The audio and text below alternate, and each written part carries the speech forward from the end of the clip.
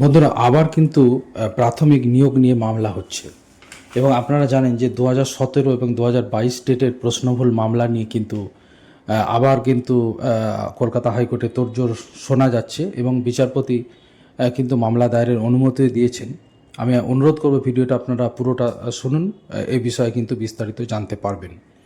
সদ্য প্রকাশিত প্রাথমিক শিক্ষক নিয়োগের নতুন বিজ্ঞপ্তি নিয়ে মামলা দায়ের হয়েছে কলকাতা হাইকোর্টে।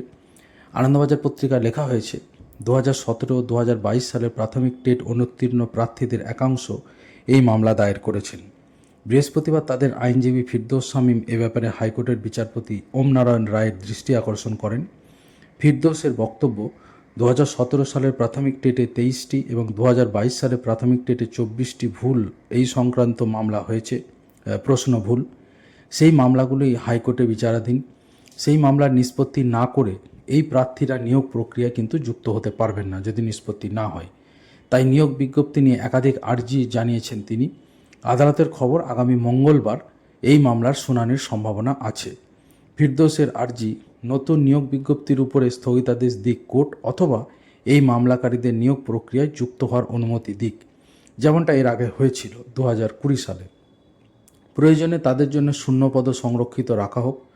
ভুল প্রশ্ন সংক্রান্ত মামলার নিষ্পত্তির আগে প্রাথমিক শিক্ষা পর্ষদ কেন তড়িঘড়ি নিয়োগের বিজ্ঞপ্তি প্রকাশ করল, সেই প্রশ্নও তুলেছেন তিনি।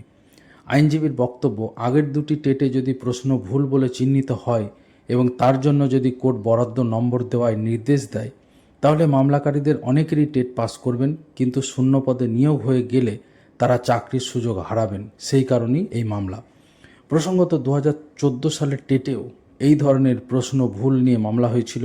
আমার যতটা মনে পড়ছে যে 6টি প্রশ্ন ভুল ছিল এবং সেই 6টি প্রশ্ন ভুল প্রশ্নের জন্য বরাদ্দ নম্বর পেয়ে কিন্তু অনেকে পাস করেছিলেন এবং তাদের চাকরি নিয়ে পরবর্তীকালে নানা জটিলতা দেখা গিয়েছিল, কিন্তু শেষমেশ কিন্তু অনেকেই 1000-এর কাছাকাছি প্রার্থী কিন্তু চাকরি পেয়ে গিয়েছিলেন।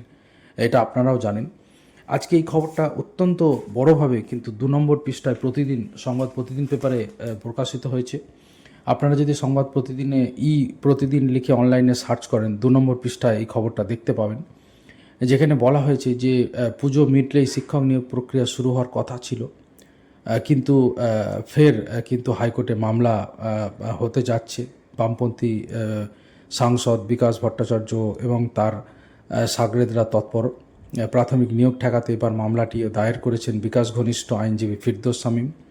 প্রশ্ন ভুল সংক্রান্ত মামলার নিষ্পত্তি হওয়ার আগেই কেন নিয়োগ প্রক্রিয়া শুরু হচ্ছে, সেই প্রশ্ন তুলে বৃহস্পতিবার হাইকোর্টের অবকাশকালীন বেঞ্চের দৃষ্টি আকর্ষণ করেন তিনি এবং তার প্রেক্ষিতে বিচারপতি মাননীয় ওম নারায়ণ রায় কিন্তু মামলা দায়েরের অনুমতি দিয়েছেন।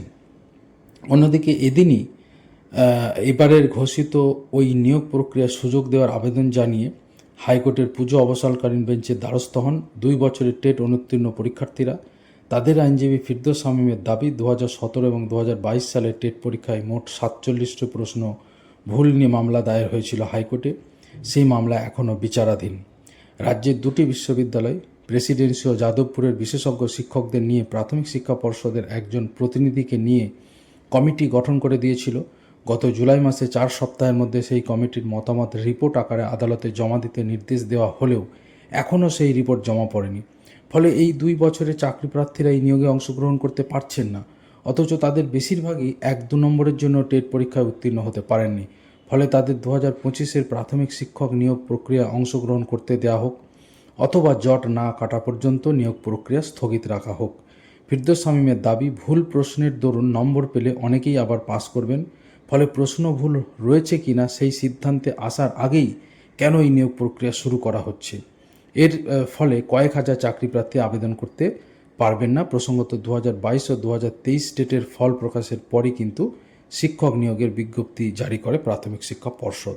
তো আপনারা বুঝতেই পারছেন, দুটো বিজ্ঞপ্তি আপনাদের, দুটো প্রতিবেদন আপনাদের শোনালাম, যেখানে আপনারা দেখলেন যে অত্যন্ত স্পষ্টভাবে আনন্দবাজার প্রতিদিন পেপারে কিন্তু লেখা হয়েছে যে যদি 2017 টেট এবং 2022 টেটের যদি ইতিমধ্যেই যদি যে রিপোর্ট সাবমিশন হয়, আমরা দেখেছি একাধিকবার কিন্তু বিশেষজ্ঞরা একমত হতে পারেননি। এর আগে আইনজীবী আলী আসগর সাহেবও কিন্তু এই ধরনের কথা বলেছিলেন যে বিশেষজ্ঞরা যেগুলোতে একমত হতে পারছেন না, যে কোনটি সঠিক, তাহলে সেখানে ফুল নম্বর দিয়ে দেওয়া হোক। কিন্তু যাই হোক, সেটা নিয়ে কিন্তু মামলা এখনও মেটেনি, এরপরে আবার নিয়োগ শুরু হয়ে গেছে।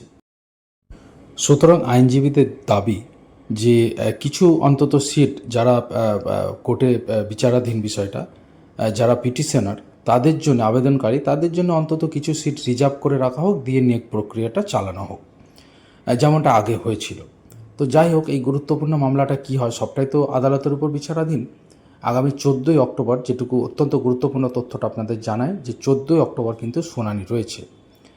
আগামী 14ই অক্টোবর 2025 এই গুরুত্বপূর্ণ মামলাটা, প্রশ্নভুল মামলার কিন্তু শুনানি রয়েছে, এবং সম্ভবত ওই দিনই কিন্তু জানা যাবে যে এই বিষয়ে কী সিদ্ধান্ত নিল কলকাতা হাইকোর্ট। তো যাই হোক, অত্যন্ত গুরুত্বপূর্ণ খবর এবং অন্যান্য সমস্ত খবরাখবরের জন্য, চাকরি সংক্রান্ত বা কারেন্ট অ্যাফেয়ার্সের খবরের জন্য চ্যানেলটা যারা এখনও পর্যন্ত সাবস্ক্রাইব করেনি, অবশ্যই সাবস্ক্রাইব করে রাখুন। সমস্ত অথেন্টিক খবর কিন্তু এই চ্যানেলে আপনারা পাবেন।